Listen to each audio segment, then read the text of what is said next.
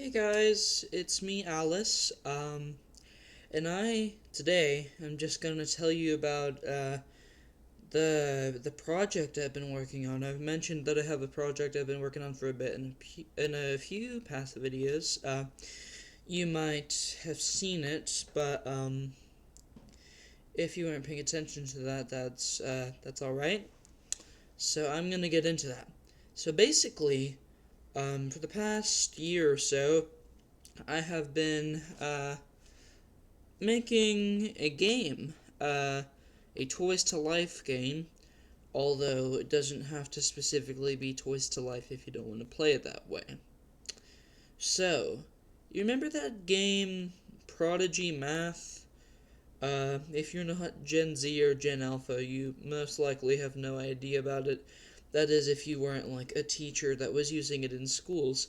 But basically, it was this game, this math game, that was popular in the 2010s and still is popular to use from some schools where you're a wizard, and you can go around doing wizard stuff, but you have to, you know, use spells.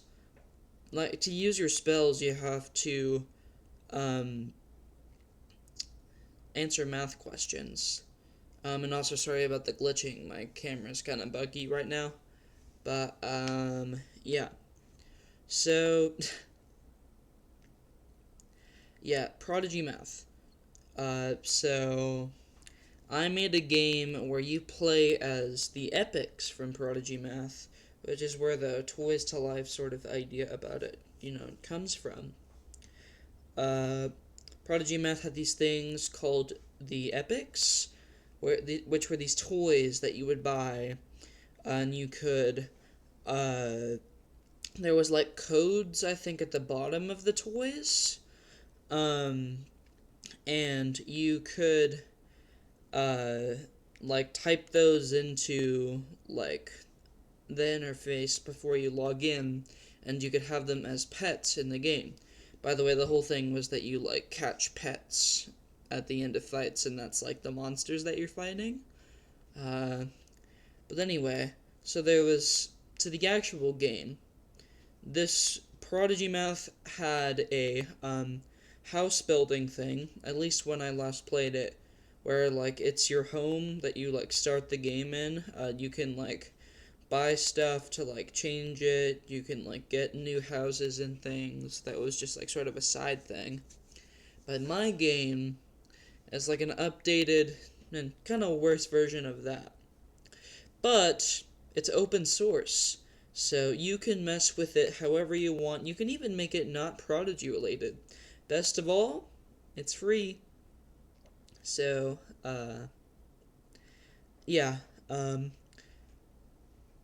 you can mess with that in the link below, but um, first off, I just want to like show you more of how the game works, and then at the end, I'm going to show you how to download it. So let's get into it.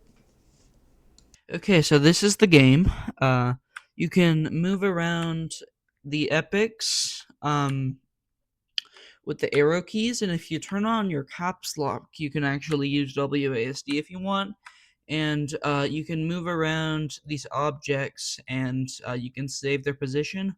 Also, if you see this little purple dragon hat, you can click this hat button, and you can change it to any hat. Like, you can change the hat to be any image on your computer that you want it to be. So you could have like Mag Mischief on top of Mag Mischief if you really felt like it. This is console display. W space was a debug thing because this was actually originally going to be a maze game, but it got too complicated and I reworked it. So, yeah. Now we're going to get into the console levels, which I will be talking about in the next section. So stay tuned. These are the console games. I have a lot of them. I have a console version, and it's like one level is made per console port. It's like each port is like a port of like different levels, right? And of course, there's 7 levels for each character. The NES one is the most complex. Some of these I actually used programs where I don't have to code, but it's kind of like a half and half. Of some of them I like used basic, and some of them I coded. I mean, like with like a code block software or something. But you know, I've spent a lot of time on these nonetheless. And I will link all the programs I used to make these in the description. Now I will get on to showing you the figures that I have made so far for the Toys to Life aspect of it, and I will also explain how that's going to work. These are the toys I made for the Toys to Life concept. I need a few more made still. This is Divadile, Chillinchar, Big Hex, and Mag Mischief. He's like the main guy. This is the 3D printer I used. It's the Aligu Mars 2, I believe it's what it's called. But yeah, basically what I want to do is I want to like have little QR codes on the bottom here, and they'll like link you to like file downloads to like get to each level. Of course, I will not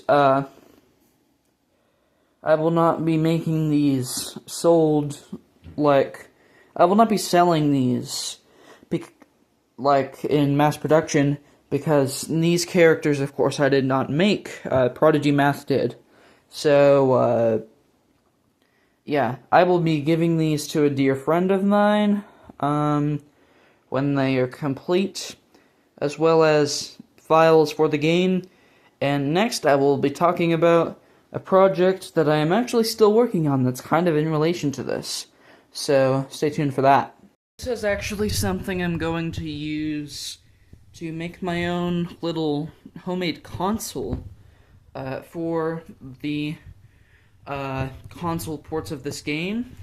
So I have all the files on this little floppy disk here. And they will be going into this floppy disk drive, and I will have a little emulator on this that it automatically loads into, and then when you put in the floppy disk like that, it will just load the file straight on there.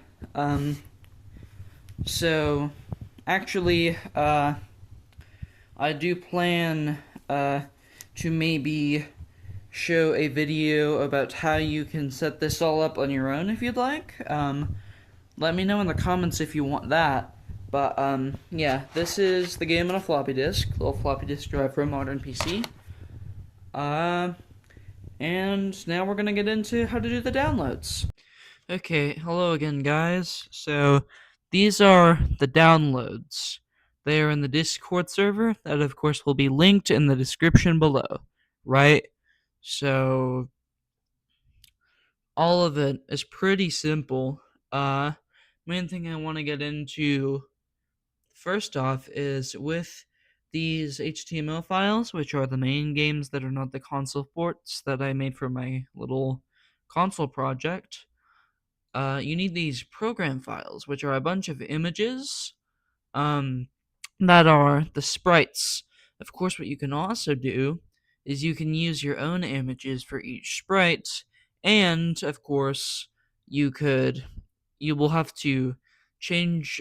You will need to make the files that you use have the same names as the files within the code that are pre-designated, which are these.